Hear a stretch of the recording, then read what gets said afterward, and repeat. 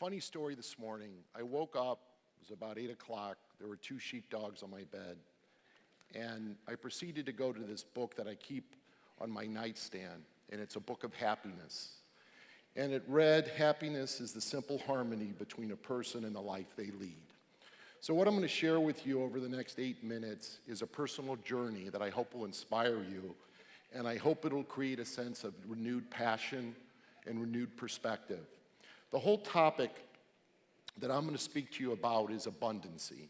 And when we think of abundancy, you sometimes think of a Bill Gates or a Warren Buffett who has massive foundations. But the abundancy that I'm going to speak to you about is what each of us can do to live a more purposeful life. And when you think of this, I want you to think of these 2 bridges that are depicted behind me. One is success and one is significance. Success is what we do for ourselves.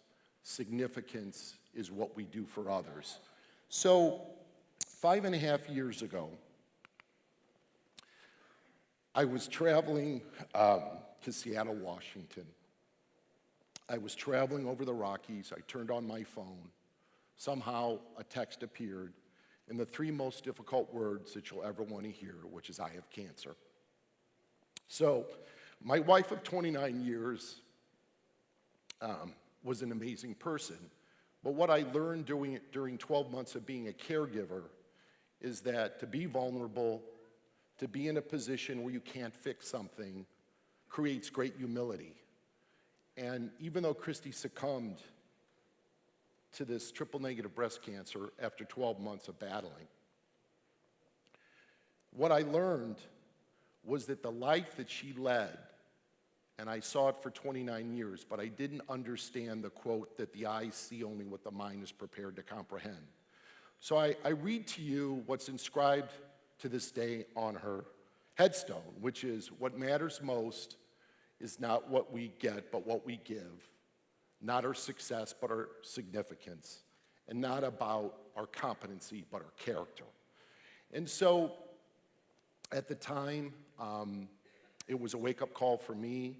I'd lived 50 years plus about success, and I didn't know what significance meant. And so as a result of that, I left an Inc. 5000 fastest-growing company that I was running, took some time off, read an unbelievable book by Bob Buford called From Success to Significance.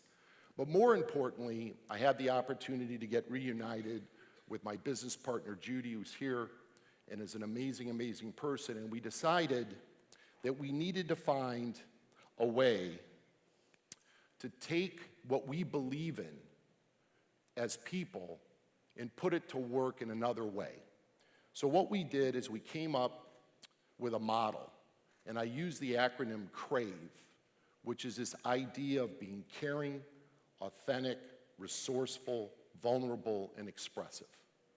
And the reality of CRAVE is that if we're going to make a difference in other people's lives, and we're going to adopt a philosophy of significance, you have to have a framework. We just don't episodically make this happen on our own. So what we did is we did a ton of research. We created a company. We created a model. And this model was about relationships.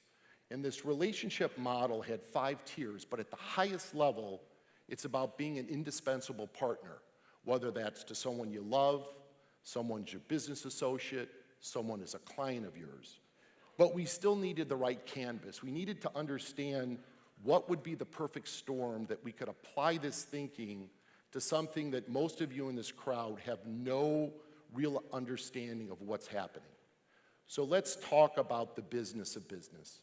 Currently, we have over 27 million privately held companies. Of those, there's 3.5 million this day that are owned by baby boomers like me that were born between 1946 and 64. These businesses, in 8 or 9 years, are eventually going to be transitioned. And the reality is, the people that are running these companies, the matriarchs and patriarchs, don't have a succession plan. Their identity is their business. They're living in their business, not working on their business. So you ask yourself, in Akron, Ohio, on this day, why does that matter to me? Well, the reality is, This is a $7 trillion potential tsunami if we don't fix this. Because the reality is the US national debt is $20 trillion. These businesses, 3.5 million of them, represent $7 trillion in market value. Again, Mark, why does this matter? In Ohio alone, that's 80,000 companies in over $150 billion in revenue. What are those companies doing? They're employing you and your neighbors. They're investing in infrastructure. They're sending their kids to schools. They're providing donations to important foundations. They're doing all these incredible things. The question is, how do we perpetuate them?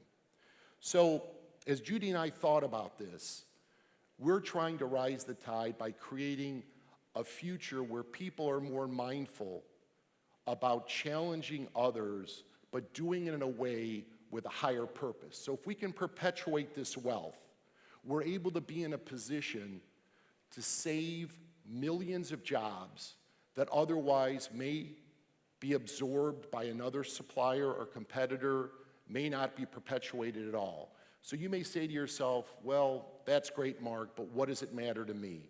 Well, the reality is these businesses are part of the fabric of all of us. It's a major societal and economic opportunity that we have. So go back to the point about relationships.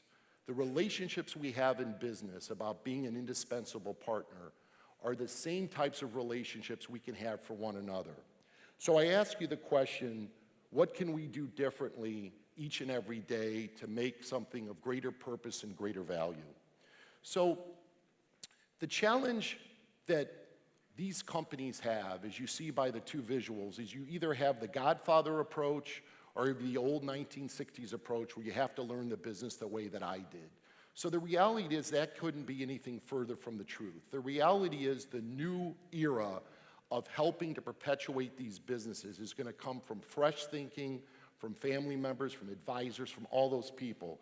So the opportunity for us to create a new canvas to allow not only relationships that we have with people in business, but relationships that we have with each other is a matter of adopting a new mindset.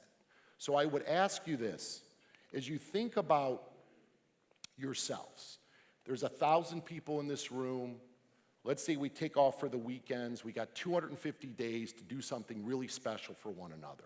So if you do the math, that's 250,000 gestures of kindness, help, and guidance that you can provide to someone else. And so the moral of this story is, for me, it took 52 years to understand that there was a higher way to live and to give and to be satisfied.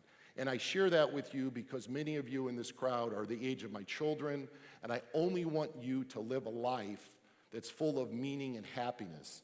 So I would close with a couple of things. There's this incredible song that many of you may have heard of by Aerosmith called Walk This Way. And I would challenge you to take a moment and think about a person, an individual that maybe needs some help in some way, whether that's through a gesture, through guidance, and think about what you can do. Because at the end of the day, when people are looking at your gravesite and they're doing the eulogy, they're not going to be talking about what you collected in wealth, what you were able to do for the community. It's what you did for others in a significant way. So on this day, we start the walk, which begins with higher purpose, doing for others first, and living a life of significance. Thank you.